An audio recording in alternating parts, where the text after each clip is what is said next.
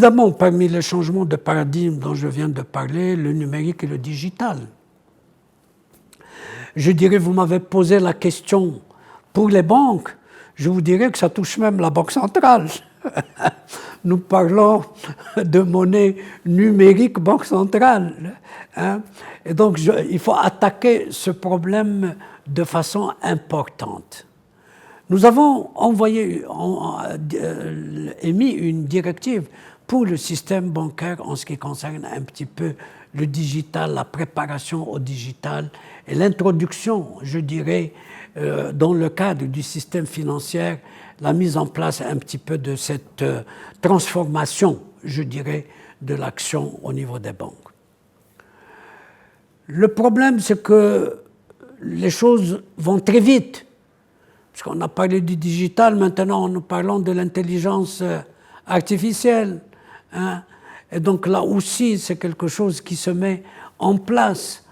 Mais lorsque ça apporte au niveau beaucoup de choses dans l'innovation, notamment dans les processus de travail, dans la relation avec la clientèle, nous avons fait beaucoup de choses. D'abord, nous avons mis en place de nouveaux intervenants. Ce n'est plus uniquement les banques toutes seules. Nous avons mis en place les établissements de paiement. Les établissements de paiement avec évidemment des plafonds de compte auxquels ils peuvent intervenir, dans lesquels ils peuvent intervenir, tout ça au profit de la petite et la moyenne épargne. Nous sommes d'ailleurs en train de réviser un petit peu ces plafonds. Nous avons ouvert la voie à l'ouverture de comptes à distance. Et là aussi, en respectant toutes les règles de KYC, de façon à ce que tout ce qui touche la protection contre le blanchiment et contre le financement du terrorisme soit respecté. Que tout ce qui concerne la protection des données personnelles soit respecté. Mais nous avons travaillé avec notamment la Direction générale de la Sûreté nationale pour avoir un tiers de confiance et puis se permettre précisément d'authentifier un petit peu, de faciliter ces ouvertures à distance. Nous avons mis en place, je dirais, de nouveaux produits. Nous avons sorti la loi sur le crowdfunding.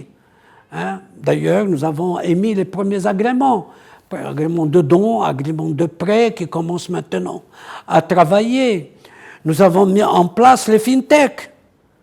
Et nous avons surtout bien créé un pôle, je dirais, nous en tant que Banque centrale, qui puisse unir un petit peu et coordonner l'ensemble des intervenants, y compris le département ministériel de transition numérique, ce qui s'appelle le MFC, hein, le Moroccan Fintech Center.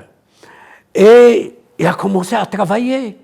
La Banque centrale l'a doté elle-même comme première mise par 10 millions de dollars.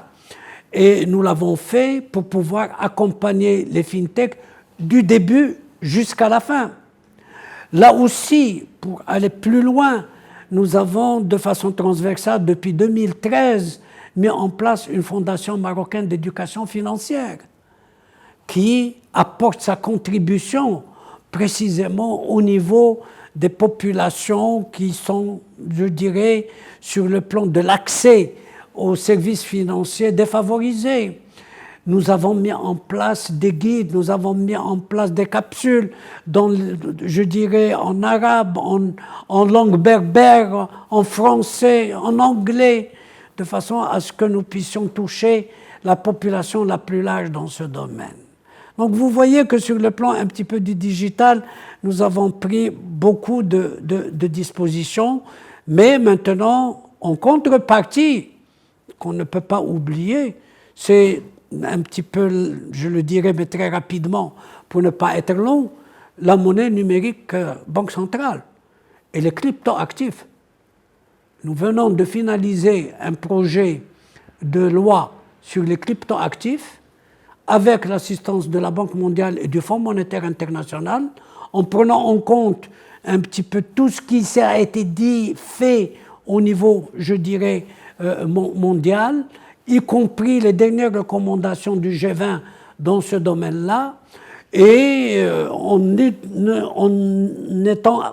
écoute à ce que vient de proposer l'administration américaine au niveau de stablecoins, notamment de les mettre au niveau des réserves de banque centrale.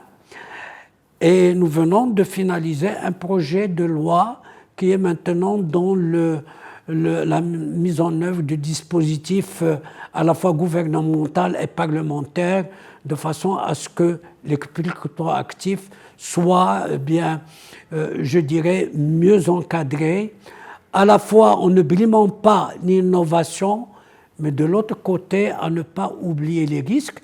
Et à ce titre-là, le problème fondamental, c'est la cybersécurité. Et là aussi, nous avons été très, très vigilants à l'égard du système bancaire en ce qui concerne la cybersécurité, en relation avec le pôle qui, lui, au niveau gouvernemental, suit le problème de cybersécurité, qui est l'administration de la défense nationale. Et nous, en tant que Banque centrale, nous jouons l'interface entre l'administration de la défense nationale et le système bancaire, y compris avec les autres régulateurs du système financier.